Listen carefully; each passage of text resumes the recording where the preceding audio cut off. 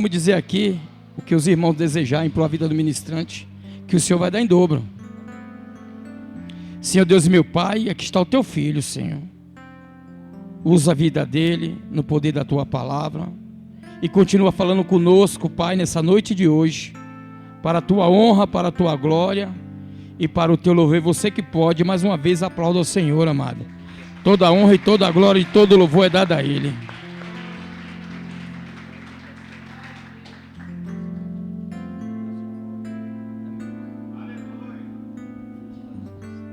Graça e paz, povo de Deus. Amém. Graça e paz, povo de Deus. Amém. Glória a Jesus. Feliz, irmãos, em estar aqui, podendo servir a mesa nessa noite. Quero trazer aqui a saudação do pastor Ederson, da pastora Cássia, aos pastores, a todos os irmãos. Obviamente, pela bondade de Deus, nós estamos aqui, mas submetidos à liberação da nossa liderança, e nós estamos muito felizes, porque nós aprendemos que quando foi estabelecida a primeira Páscoa, o segredo não estava no pão sem fermento, o segredo não estava nas ervas amargas, mas no sangue e no cordeiro. E o máximo que eu posso fazer aqui é organizar a mesa, irmãos, acreditando que se o cordeiro e o sangue estiver sobre a mesa, algo diferente e sobrenatural vai acontecer nesse lugar. Aleluia! Louvado seja Deus. Você que pode, abra sua Bíblia no livro de Apocalipse, capítulo de número 2. Enquanto os irmãos encontram, eu quero louvar a Deus pela vida do pastor, da pastora, que confiaram a nós. Aleluia.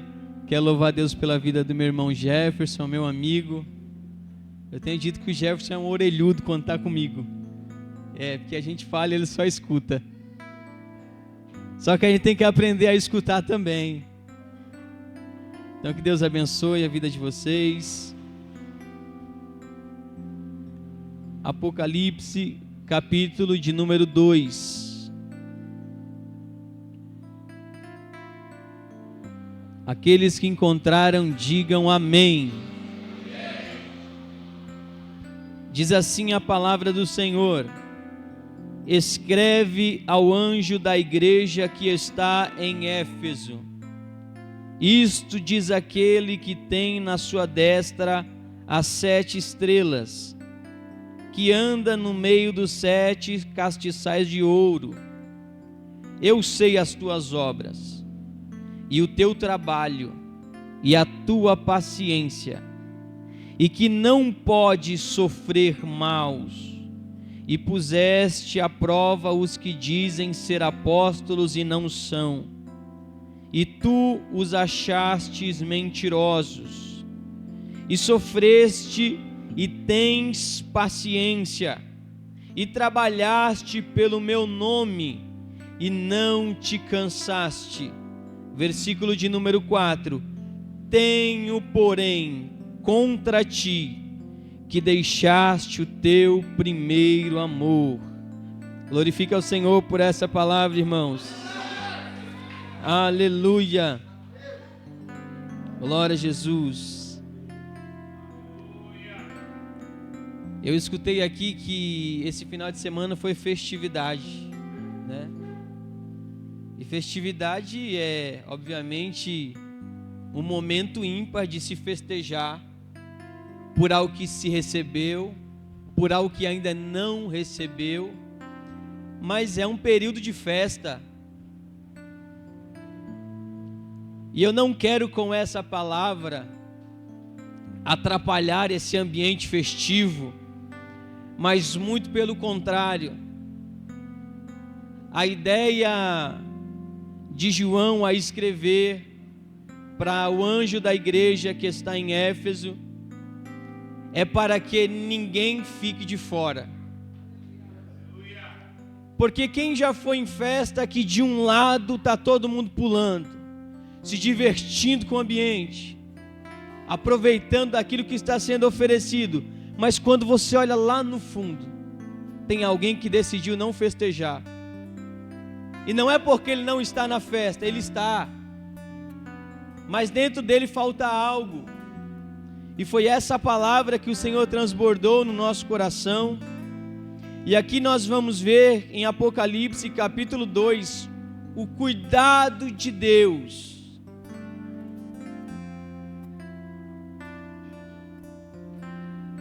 A graça sendo revelada para que uma igreja não se engane só porque trabalhou e tem obras.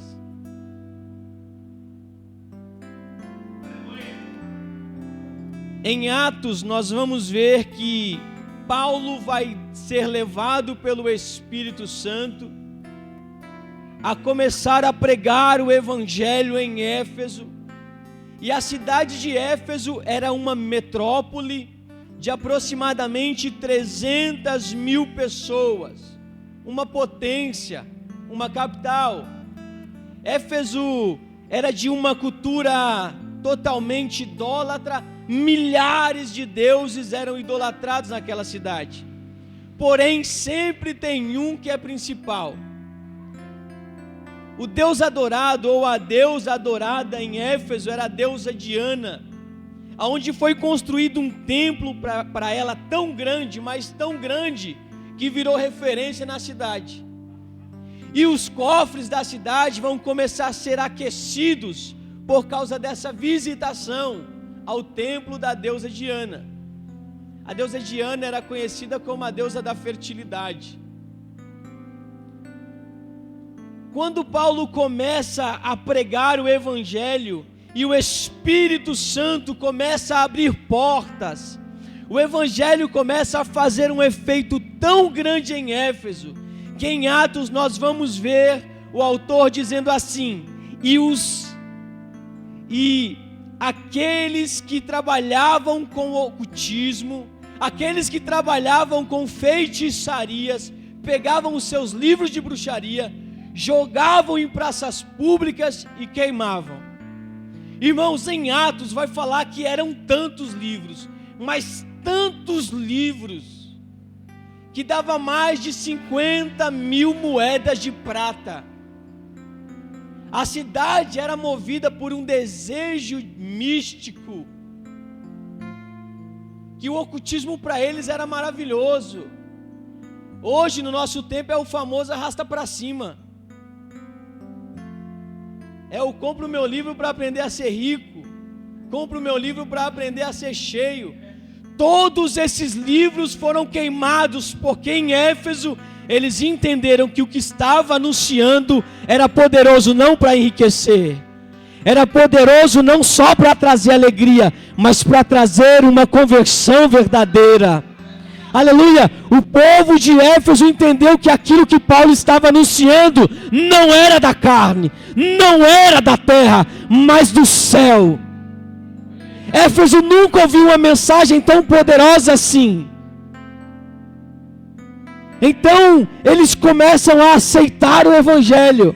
O Evangelho começa a crescer na cidade de Éfeso, se multiplicando de maneira violenta. 3 anos Paulo fica ali.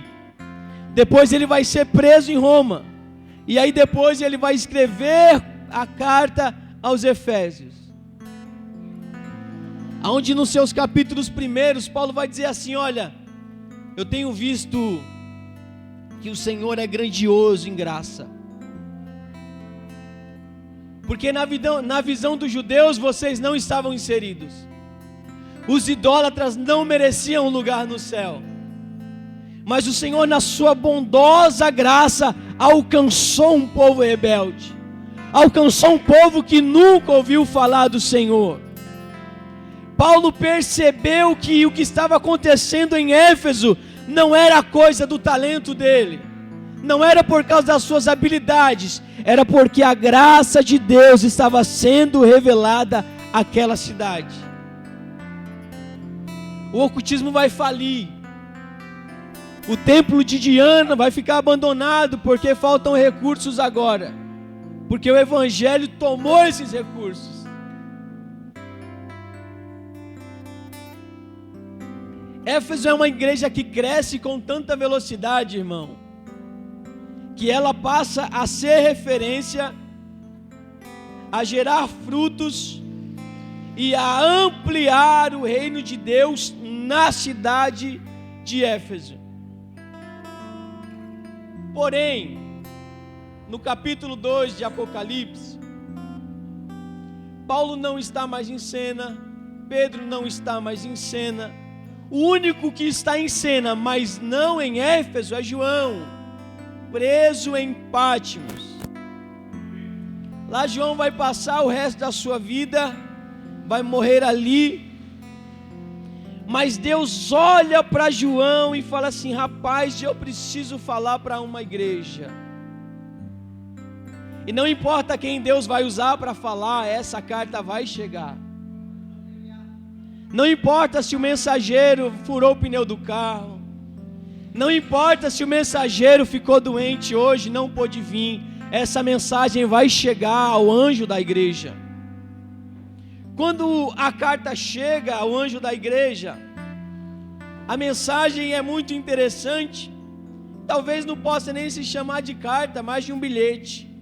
Curto, rápido e muito objetivo. Jesus olhou para a igreja de Éfeso e falou assim: João, fala para aquele povo que quem está falando é aquele que tem na sua mão as 7 estrelas. João, fala para o povo de Éfeso que quem está falando com eles é aquele que tem a plenitude na mão. Já não falta mais nada para ele. Que anda no meio dos 7 castiçais de ouro. Fala para eles, João, que eu sei as obras que eles fazem.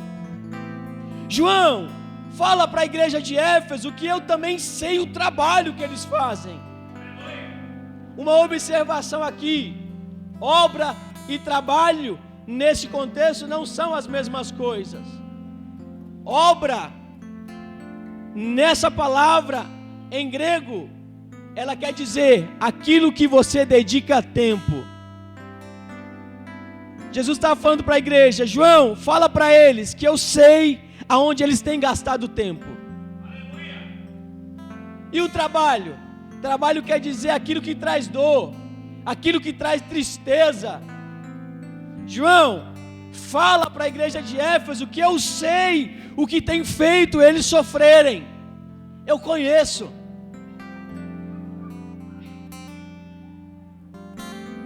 E eu também sei, João, que eles têm paciência.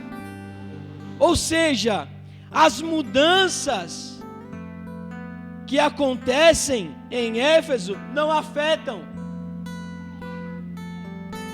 A igreja de Éfeso, ela recebe uma palavra, pastor, e mesmo que o cenário seja oposto, ela não desanima.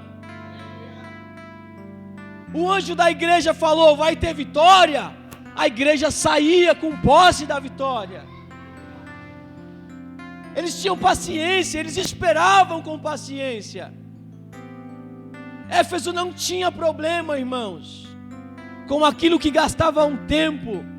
Eles não tinham problema na hora que as coisas apertavam.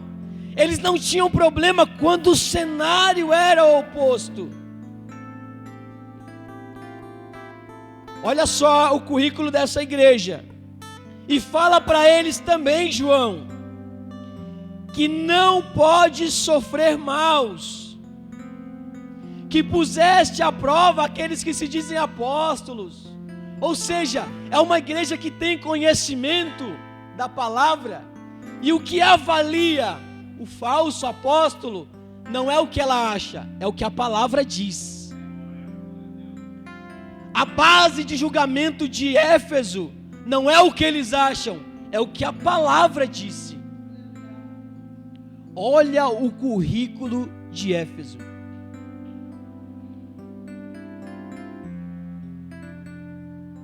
Versículo 3: sofreste, tem paciência, e trabalhaste pelo meu nome, e não te cansaste. Irmão, se você ler até o versículo de número 3, Éfeso está pronto para subir. Se você olha tudo que ela tem feito, você fala, aquela vai, aquela chega. Só que o pai está preocupado com quem está no ambiente de festa, mas não está participando da festa. Deus está se preocupando com aquele que está na igreja, na obra, trabalhando com paciência, mas está faltando uma coisa. No versículo 4 nós vamos ver qual é o problema de Éfeso. Éfeso não é uma igreja preguiçosa. Éfeso também não é uma igreja que não ora. Éfeso não é uma igreja que não conhece a palavra. Éfeso é uma igreja que deixou o primeiro amor. Nos versículos seguintes, nós vamos observar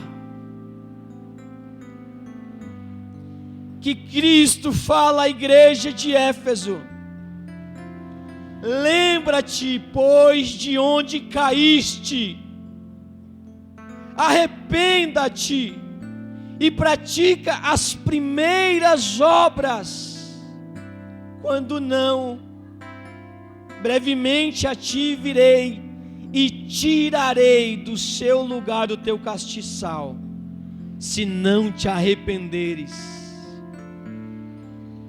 Cristo está falando para a igreja de Éfeso: eu tenho visto o trabalho, eu tenho visto os seus esforços, eu tenho visto a sua dedicação com a palavra, mas está faltando um fogo, mas está faltando um desejo, Éfeso, mas está faltando algo que só eu sei.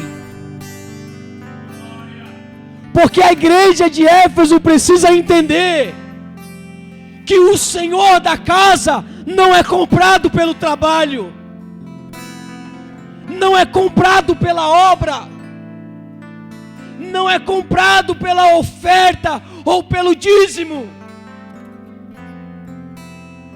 Pode trabalhar, Éfeso, não tem problema. O problema é quando esse trabalho não é movido por amor. O problema, Éfeso, é quando virou obrigação cantar diante de mim. O problema, Éfeso, é quando a festa começa e você quer ficar de fora. O problema, Éfeso, é que todo mundo quer casar e você não. O problema, Éfeso, é que toda esposa ama o seu esposo, você não. Você arruma a casa, Éfeso.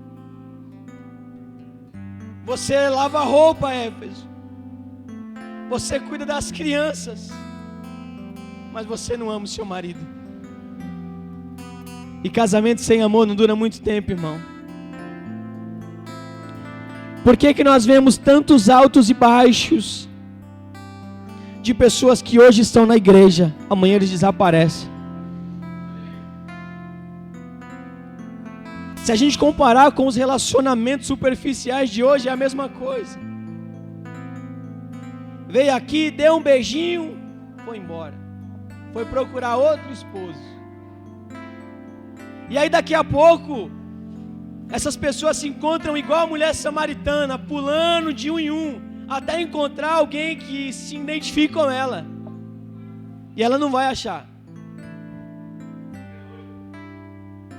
Ela não vai achar até que um dia, no capítulo 4 de João, João vai falar que a mulher samaritana, no horário que costumeiramente ela ia, ela vai até o poço buscar água. Ali tem um homem sentado.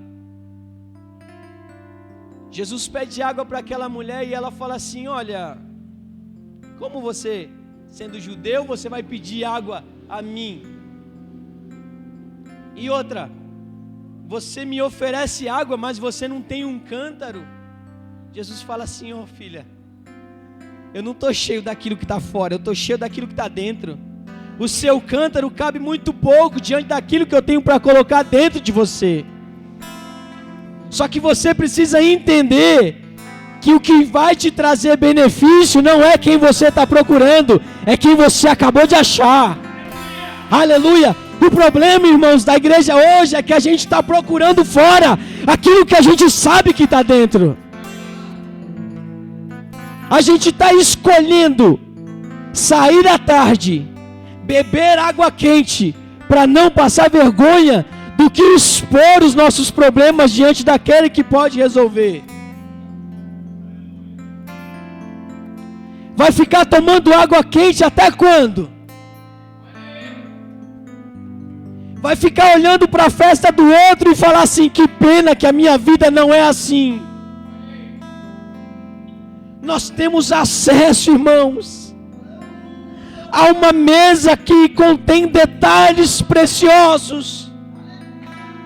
E a gente não quer mais participar da mesa, porque na mesa só tem carne de cordeiro, sangue de cordeiro, pão sem fermento, ervas amargas.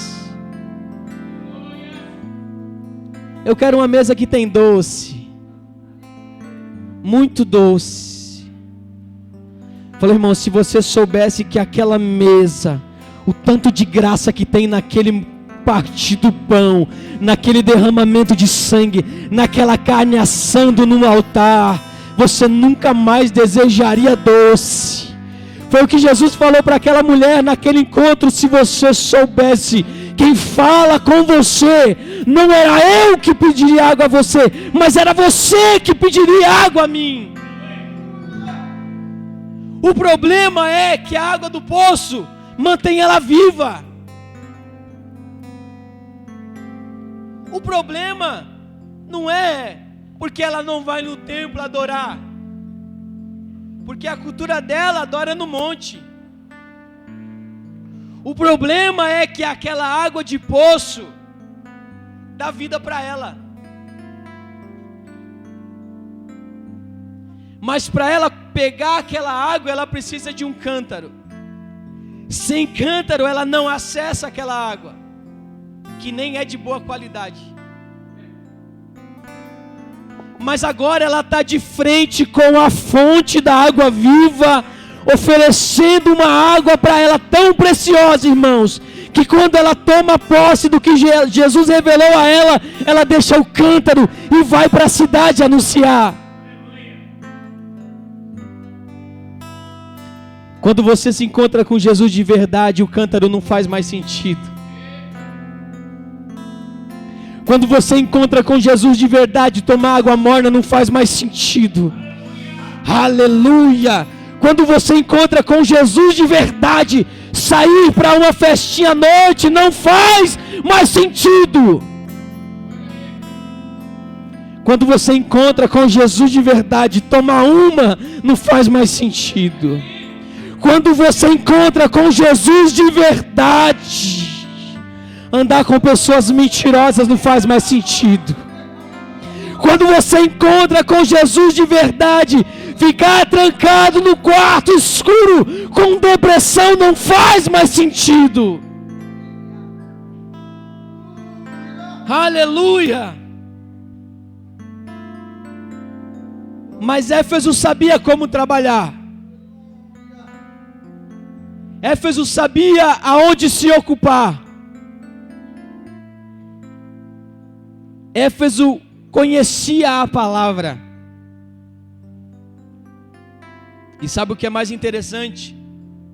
Ela amou a Cristo por um tempo, até ela cair e não dar importância àquela queda. Agora ela limpa a poeira, volta a trabalhar, volta a operar na obra, volta a estudar a palavra, volta a ter paciência, mas ela esqueceu que lá onde ela caiu, o amor dela ficou. Quando é que isso aconteceu em Éfeso?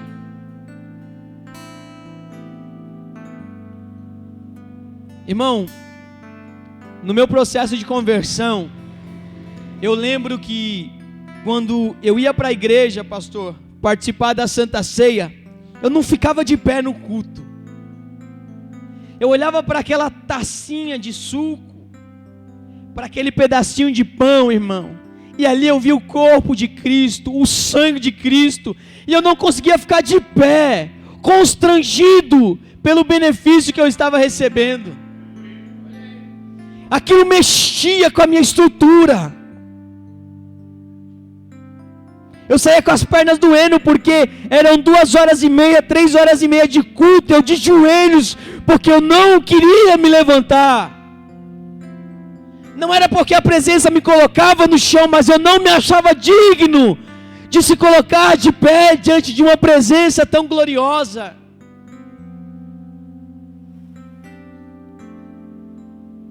Mas teve um dia que eu olhei para aquele suco e o gosto dele já não era mais o mesmo. Teve um dia que eu olhei para aquele pão e eu enxerguei só um pão. Teve um dia que ficar de joelhos 30 minutos na igreja, irmão, doía tanto o meu joelho. E agora eu orava sentado. E eu nem sabia mais, foi ali que eu caí. Foi ali que eu deixei o meu primeiro amor. Quando eu entrei na igreja, eu vi todo mundo pegar fogo, e eu me satisfiz em voltar para casa e não ficar incendiado. O problema é que no ambiente de glória a gente se contenta, porque poucos são incendiados e não todos. Irmão, o fogo é para queimar todos, mas pelo amor de Deus, entenda que só vai ser incendiado quem veio para perto do fogo. Quer ser queimado de longe? Vem para perto do fogo. Vem para perto do fogo, que eu quero ver se você não vai ser incendiado, que eu quero ver se você vai sair da mesma forma que você entrou. E ainda nós escutamos pessoas dizendo assim: Jesus não falou comigo, Jesus não me tocou, Jesus ama mais a pastora e o pastor do que o meu casamento. É lógico que não, irmão, mas o fogo está aqui e você está lá, só cheirando fumaça. É hora da igreja desejar ser incendiada, não as mãos, não só os pés, mas todo o corpo. Não aceite, pelo amor de Deus, este é um conselho de um jovem de 33 anos. Não aceite sair da mesma forma. Não aceite voltar com o cântaro para casa. Éfeso esqueceu onde deixou. Qual que é o problema, irmão, de deixar o primeiro amor? O problema é, irmão, que Deus não quer que você faça nada para Ele por obrigação. Sabe por quê? Porque todo mundo que faz algo por obrigação, lá na frente vai cobrar. É muito fácil identificar alguém que está fazendo por prazer, por amor ou por obrigação. Alguém que faz por prazer, ele nem liga se você disse obrigado ou não. Ele não está nem aí se teve reconhecimento ou não. Ele faz porque ele gosta. Agora a pessoa que faz por obrigação, ela faz, aí deixa um dia de molho. Daqui a pouco ela vai lá e cutuca, fala: "Ei, pastor, gostou lá daquilo lá que eu fiz?" O pastor fala: "Gostei, irmão, Deus abençoe." Fala: "Pô, o pastor só falou isso." A obrigação faz você exigir coisas que você nem merece. Quinta-feira, irmãos, foi meu aniversário. Eu fiz 33 anos. E a minha esposa, minha amada esposa, que está aqui na frente, ela tem uma mania de... É mania dela, irmãos. Ela sempre faz uma surpresa. Ela sempre faz uma surpresa. Nesse dia não foi diferente. E a gente não estava muito bem das pernas, né? Financeiramente nós não estávamos muito bem. E aí eu cheguei para ela no cantinho e falei assim: "Amor, não precisa fazer isso para provar que me ama, não." E aí o Espírito Santo falou comigo tão forte na resposta dela. Ela falou assim: Amor, eu não faço isso para provar. Eu faço isso porque eu gosto. O Espírito Santo ministrou no meu coração que no dia que eu fazia as coisas, não para provar, mas porque eu já amo, as coisas são diferentes. O combustível é diferente. É fácil de analisar, irmãos. Há um pedido de um pastor aqui, ó, irmãos. Quem vai vir na sexta-feira aqui orar? Falar com Jesus. Se o seu coração arder em você estar aqui, o primeiro amor está aí, está em pé.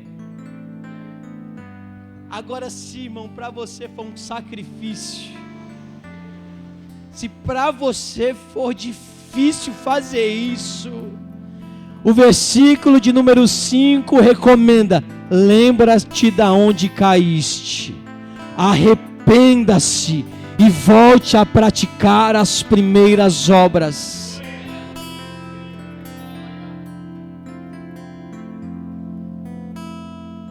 Sabe qual é o maior problema de perca de amor? É porque aquele que a gente se relaciona parou de corresponder à nossa expectativa. Muitas pessoas param de amar a Deus só porque Ele parou de falar como Ele falava antes. Nós não entendemos que a cada nível de maturidade, a forma como Deus se comunica vai ser diferente mesmo. Porque quando eu era criança, fazia coisas de criança, falava como criança. Agora que eu cresci, falo coisas de gente crescida. Como é que você vai falar com um adulto como você fala com uma criança? Muito cuidado se Deus ainda estiver falando com você como fala com uma criança. Porque provavelmente você é alguém que se acha adulto, mas a sua maturidade ainda é de uma criança. Ah, mas Deus não fala mais comigo como falava. Você cresceu e não percebeu, irmão. Em Êxodo capítulo de número 33, nós vamos ver uma recomendação de Moisés. Moisés é aquele homem que Deus tirou ele do Egito, colocou ele já depois de 40 anos no deserto, ficou lá mais 40 anos cuidando das ovelhas do sogro, depois foi chamado para tirar um povo. Ali Moisés vai começar a ter um relacionamento com Deus, ali Moisés vai começar a ver a manifestação de Deus. Só que em Êxodo, depois de um tempo de relacionamento com Deus, no capítulo 33, Moisés vai fazer algo que poucos fizeram. Moisés, no capítulo 33, Deus vai falar assim: o povo em crise, o povo rebelde. Deus vai falar assim: olha, Moisés, fala para o povo que Canaã é deles. A chave do apartamento eu dou para eles. A chave do carro eu dou para eles. Fala para eles, Moisés. Fala para eles, Moisés, que os inimigos vão perder tudo quando se levantarem contra vocês. Fala para eles, Moisés, que eles vão pisar na terra que eu prometi. Fala para eles, Moisés. Moisés, fala para o povo que vai um anjo na frente batalhando por eles. Moisés, Canaã é sua, vai. Vai um anjo lá na frente, lá Moisés falou assim: epa, epa, epa. Epa, epa, epa, eu não tenho maturidade para me impactar com presença de anjo, não. O que rouba o meu sono não é saber que eu vou entrar em Canaã. O que rouba o meu sono não é saber que eu vou ter a chave da minha casa. O que rouba o meu sono não são as contas que tem para pagar. O que rouba o meu sono é saber que vai um anjo no lugar do Senhor. E aí Moisés fala assim: eu não estou, Senhor, querendo Canaã mais não. Eu não estou querendo promessa mais não, Senhor. Porque eu entendi que a promessa não é maior do que aquele que prometeu. Tem promessa? Tem. Tem provisão de Deus? Tem. Mas elas não são maiores do que aquele que tem te prometido te guardar, te livrar, te fortalecer, te libertar, te curar.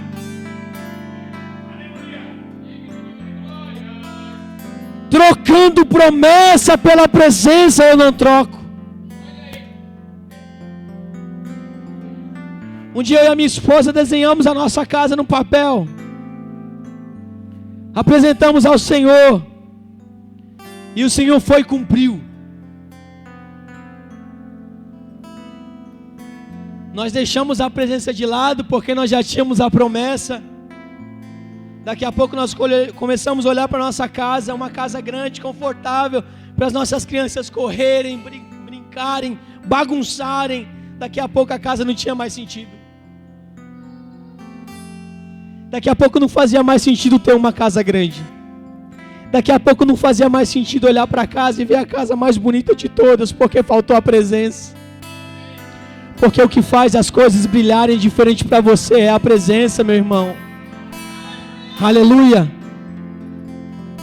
Quem te sustenta não é a promessa, quem te sustenta é quem te prometeu. Aleluia. Louvado seja o nome do Senhor Jesus. Moisés fala: eu não vou, Senhor, porque nesses anos de relacionamento com o Senhor, eu entendi o que vale mais. Vale mais ficar com fome, mas ter a presença. Vale mais morrer dentro de uma cabana, mas ter a presença. Canaã é muito pequeno, Senhor, para isso que eu estou sentindo aqui agora. Deixa eu te falar uma coisa, Senhor. Se o Senhor não for comigo, eu não desço. A minha pergunta é: quem é que abre mão da promessa para ficar com aquele que prometeu? A igreja desse novo século só vai se manter de pé se ela parar de trocar Jesus pelas promessas. Acontece. Com certeza acontece. Mas se o meu combustível for promessa, irmão, logo eu caio, não me arrependo e não volto a praticar aquilo que eu praticava quando eu amava. Um pouquinho mais à frente, em Êxodo 33, Moisés vai falar assim: Senhor, mostra-me a tua glória. A missão, irmãos, de Deus para Moisés é: Moisés, entra com o povo em Canaã. Toma aquela terra que eu dei para vocês por herança. No capítulo 33 de Êxodo, Canaã perdeu todo o sentido. Moisés já não fala mais de Canaã. Já não é mais um problema para Moisés ouvir assim: ó, você não vai entrar mais lá porque você tocou na rocha, ou porque você bateu na rocha, ou porque você gritou na rocha. Moisés já tinha entrado em Canaã, mas não na terra, mas no Senhor. Tudo que Deus fez, irmãos, através do Antigo Testamento e foi incrementando no Novo, era para entender que todos os lugares de alegria, de paz, não eram de uma geografia, mas de uma pessoa. A ideia não é só que Jesus entre em você, mas que você entre em Jesus. Aleluia! Se nós não valorizarmos a presença, nós vamos trabalhar em vão.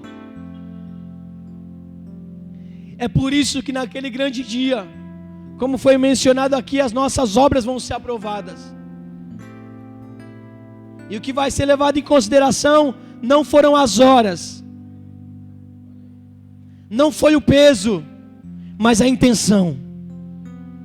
Se você trabalhou para ser salvo, meu caro, se você fez a obra para ser salvo, minha cara, eu tenho uma mensagem para te dizer lá em Mateus. Jesus diz que naquele grande dia vão chegar muitos dizendo assim: Senhor, mas no teu nome eu preguei. Senhor, mas no teu nome eu curei. Senhor, mas no teu nome eu expulsei demônios. Senhor, no teu nome eu fiz, no teu nome eu fiz e aconteceu. E Jesus vai dizer: apartai-vos de mim, porque eu não vos conheço. Trabalharam para mim, mas não sabiam quem era o seu Senhor. Receberam dons, mas não multiplicaram. Não troque o presente, a promessa, por aquele que prometeu, porque senão a qualquer momento nós vamos perder a graça, o fogo de estar aqui.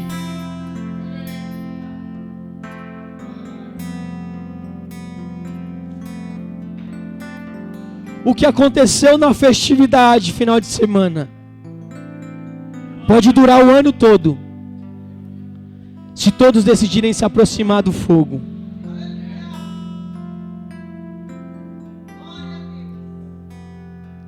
Não queira viver aquilo que só quem vive é quem está perto do fogo. Nós precisamos aprender, irmãos, que nós não podemos perder nas trevas aquilo que nós ganhamos na luz. O que você recebe aqui, você não pode perder lá fora. E se você perdeu, pelo amor de Deus, tranca a porta da sua casa e procura com cuidado. E quando você achar, eu te convido a fazer uma festa. Aleluia, aleluia, irmãos.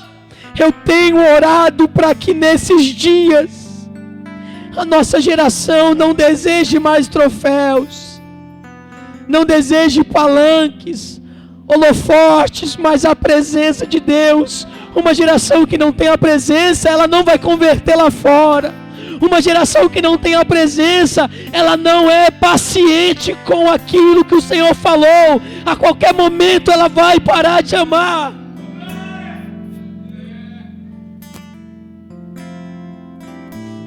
Em Cantares de Salomão, Salomão vai escrever um poema para a Sulamita.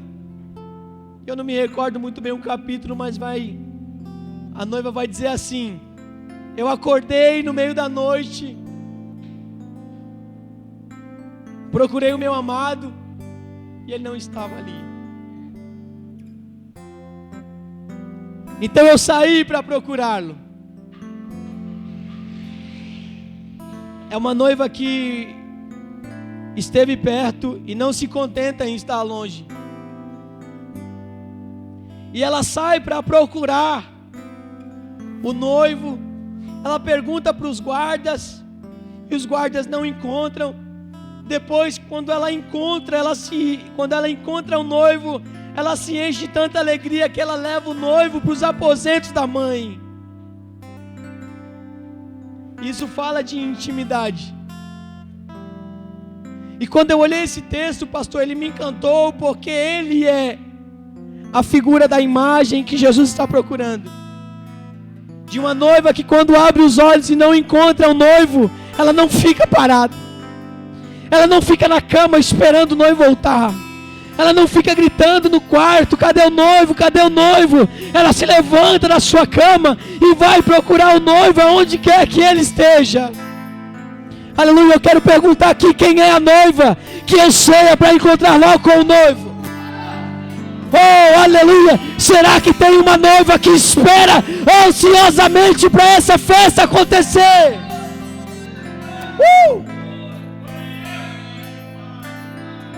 Oh, aleluia! Aleluia! Jesus não vai se casar com uma noiva que não ama. Não faz sentido, irmão. Não faz sentido. Por isso que Paulo vai dizer que se ele fizesse muitas coisas, mas se não tivesse amor, ele seria como um sino, robusto por fora, mas oco por dentro.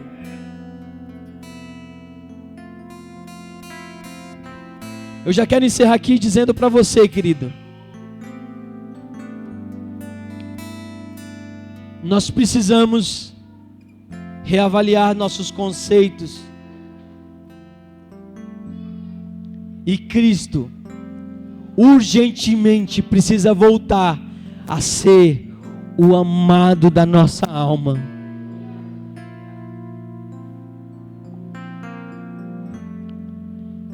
Irmãos, ontem eu tive um dia muito difícil, pastor.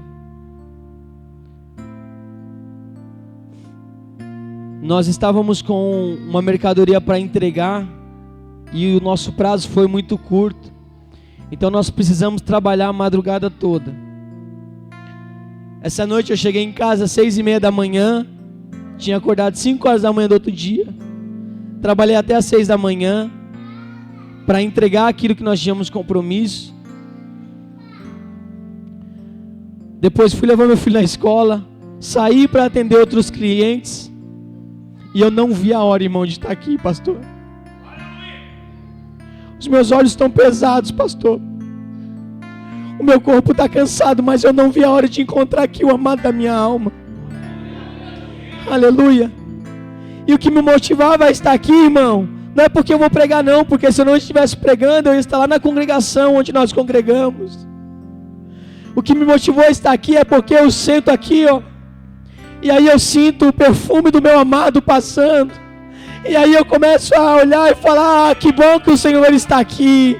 Eu sabia que todo esse esforço não era em vão. Eu sabia que se eu viesse aqui, eu encontraria o amado da minha alma. Oh, aleluia!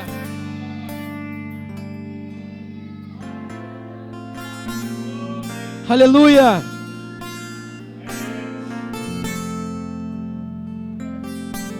Irmãos, nós precisamos olhar para Ele, não como aquele que provê, mas como o esposo.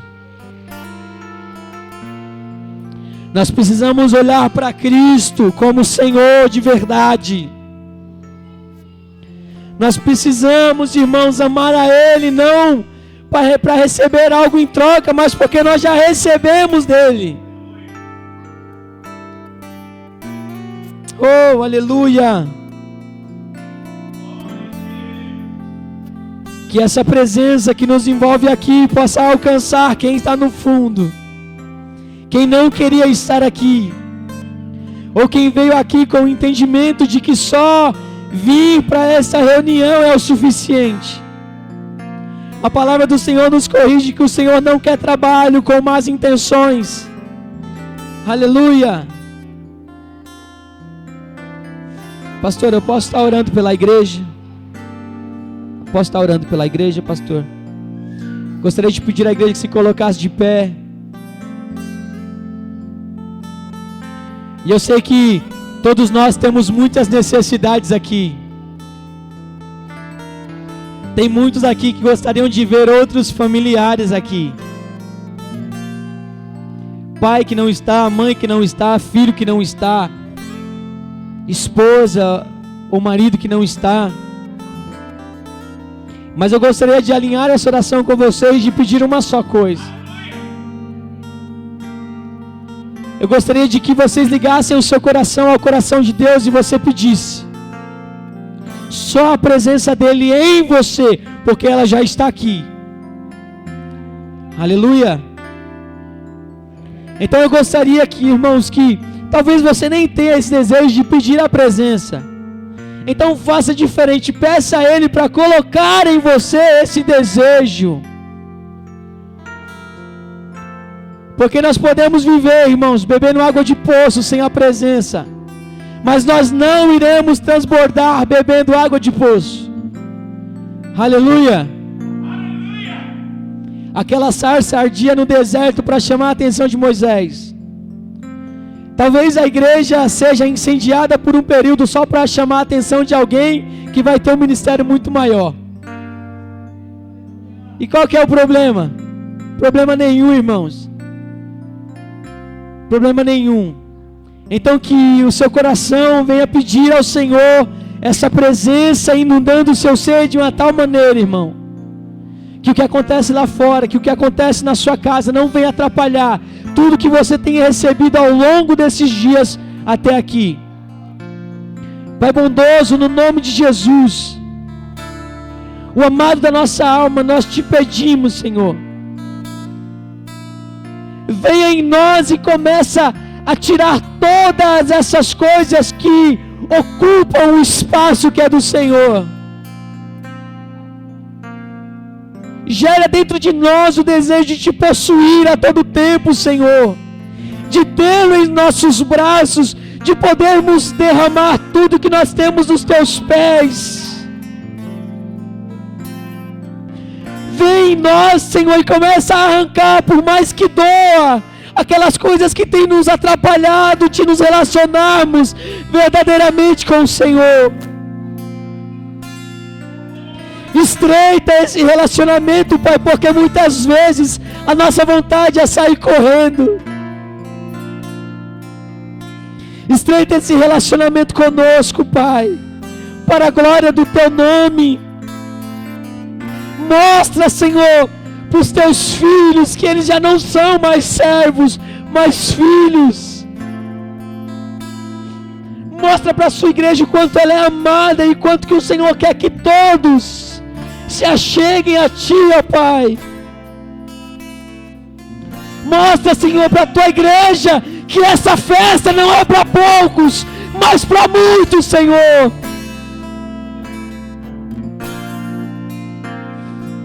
Abra os nossos olhos para entender que são muitas moradas.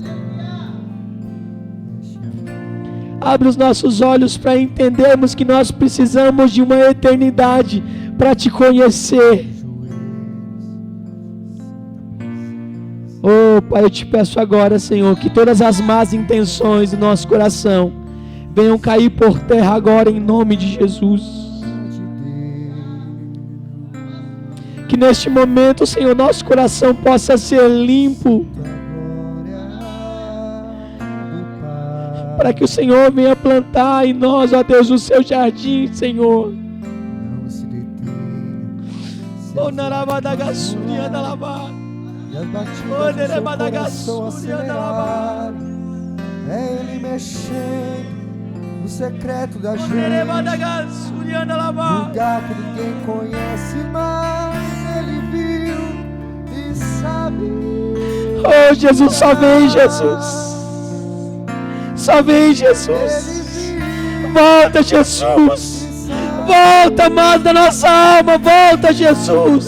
Toda ferida, Jesus, Sua presença é o que eu mais quero, Jesus. Sim, confesse isso, irmão. É o meu remédio, Jesus. Eu não quero ouro nem prata, só quero que cure. Sim, aleluia. Eita, que presença é essa? Presença que mexe e confronta com tudo aqui dentro da gente. Tem gente que já lembrou onde caiu. Tem gente que já se arrependeu. Oh, aleluia.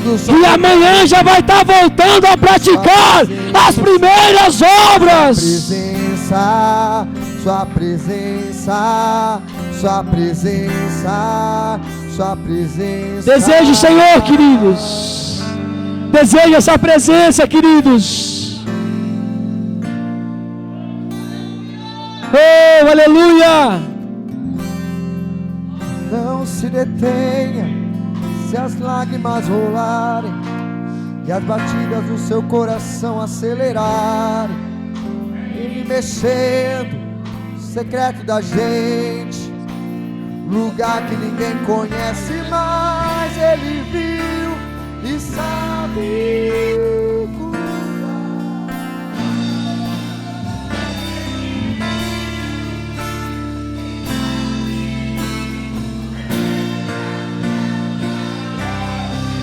Jesus, Tua presença é o que eu mais quero, Jesus. Tua presença é o meu remédio, Jesus. Eu não quero ouro nem prata, só quero que cuide de mim. Eita, que presença é essa? Presença que mexe e confronta com tudo aqui dentro da gente, que causa arrepio na alma e a gente sente. Jesus, que eu perca dinheiro, que eu perca amigo, só não quero perder Sua presença, Jesus.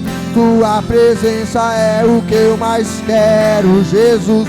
Tua presença é o meu remédio, Jesus. Que eu perca dinheiro, que eu perca amigos, só não quero perder sua presença, tua presença, tua presença, tua presença.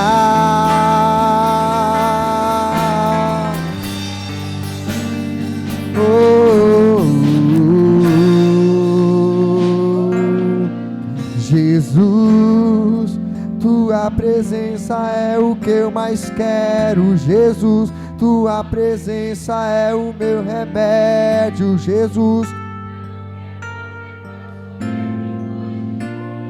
adore, adore. Que presença é essa?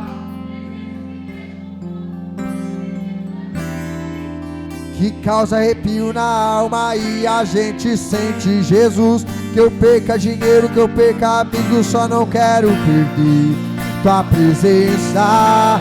Jesus, tua presença é o meu remédio. Jesus, tua eu não quero ouro nem prata, só quero que cuide de mim. Eita, que presença é essa? Presença que mexe, confronta com tudo aqui dentro da gente, que causa arrepio na alma e a gente sente. Jesus, que eu perca dinheiro, que eu perca amigos, só não quero perder tua presença, tua presença, tua presença, tua presença.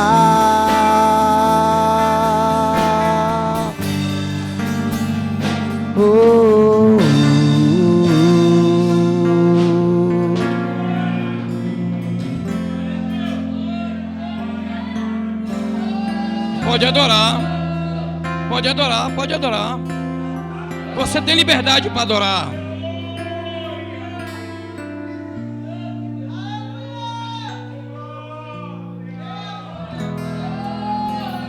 Ah, se não é a presença.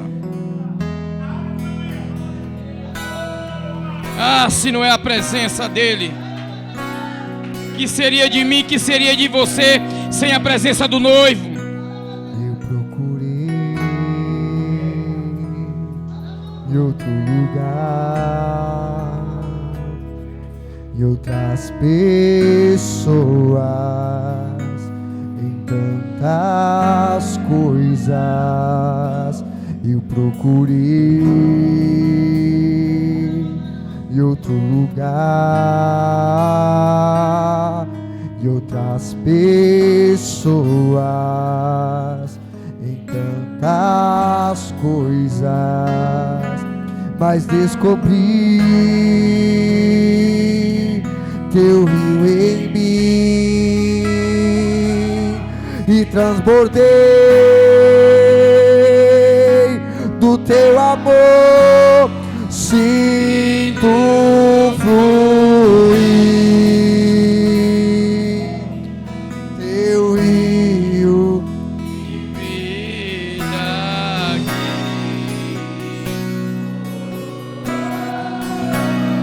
sinto fluir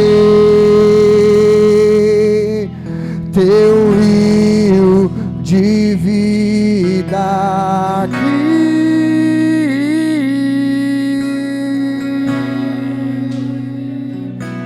Eu procurei em outro lugar, em outras pessoas, em tantas coisas. Eu procurei em outro lugar, em outras pessoas, em tantas coisas, mas descobri teu reino e